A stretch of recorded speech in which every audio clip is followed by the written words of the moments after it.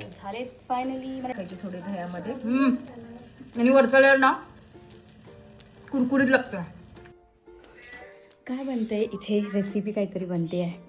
आणि ही बघा आमची बाई. हे काय आहे? अवतार बघ ना, पार्लरवाली. मुगाचे आप्पे बनवते. काय केलंय हे? कसं केलंय बॅटर? मूग, हिरवे मूग भिजत घालायचे, त्याच्यामध्ये कांदा टाकायचा. किती वेळ भिजत घालायचं? रात्रभर भिजत. मुलांना पौष्टिक काहीतरी आप्पे. आणि त्यात काय मिक्स केलंय का? ते वाटलंय का फक्त? हा, मिक्सरमध्ये वाटलं. त्याच्यामध्ये भरपूर लसूण घातला, हळद टाकली, कोथिंबीर टाकली, छान कांदा चिरून टाकला. आणि आता हे सगळं मिक्स करायचं.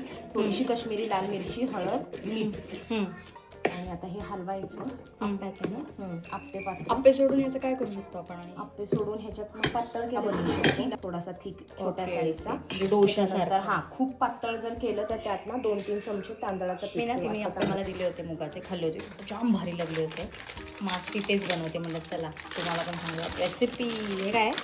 तांदळाचं पीठ. बॅटरप्रमाणे तांदळाचं पीठ घ्यायचं. आता तिने 2 ते 3 मोठे चमचे तांदळाचं पीठ घेतलं आणि पाणी टाकून पुन्हा एकदा ते मिक्स केलं.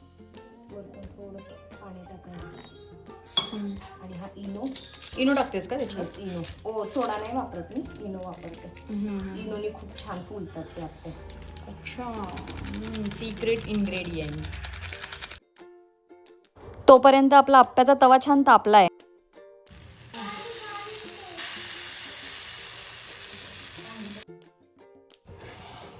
छोटे छोटे केक आहेत, कप केक ग्रीन कलरचे. वरती पण तेल लावलं का? हा, वरती कारण ते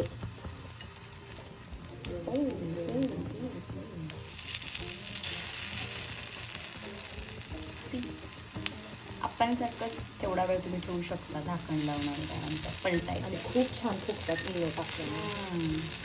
परत पलटी करून परत ठेवायचं. हा, परत पलटी करायचं. आणि तिला तेल एवढं टाकायचं का? नाही, खाली कारण आहे ना मूग आहेत ना, ते मुगामुळे चिटकू शकतं ना. आपलं रेग्युलर याचं आप्प्यांचं वेगळं असतं आणि हे त्यामुळे थोडंसं तेल टाकावं लागतं आधी मध्ये. त्याला कमी तेल पण लागतं. ह्याला थोडंसं किंचितच, खूपच जास्त नाही, किंचितच जास्त लागतं. कारण ते वर जसे झाले तसेच खालच्या साईडने व्हायला पाहिजे. झाले फायनली. मला वाटतं 7 ते 8 मिनिटं ठेवलं ना आपण. हो, असे मस्त बाजूने खरपूस भाजले की काढायचे. झाले, पहिला खाऊन बघते. मीठ बीठ. हा, वाफ निघाली, गरम आहे.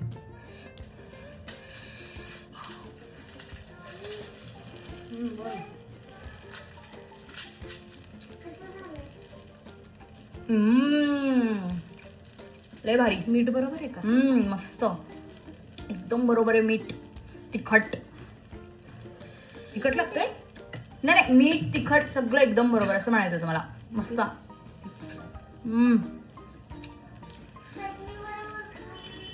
इवन सॉस, मेयोनीज, दही याच्यासोबत तुम्ही खाऊ शकता. पण कोरडे पण जाम भारी लागतात. मुलांना देताना दह्यावर द्यायचं, छान लागतं. साखर टाकायची थोडी दह्यामध्ये. आणि वरचळल्यावर ना कुरकुरीत लागतं. मस्त तांदळाच्या पिठामुळं. वाटतच नाही मुगाचा.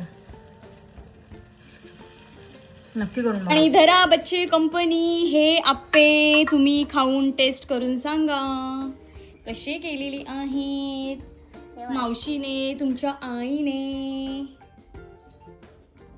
दह्यासोबत दिलेत त्यांना, साखर टाकले दह्यामध्ये. कसे झालेत? आवडले? पोरांना आवडलं म्हणजे एन्जॉय करा पोरांनो. चला bye bye bye bye. Arjun द्या बाय.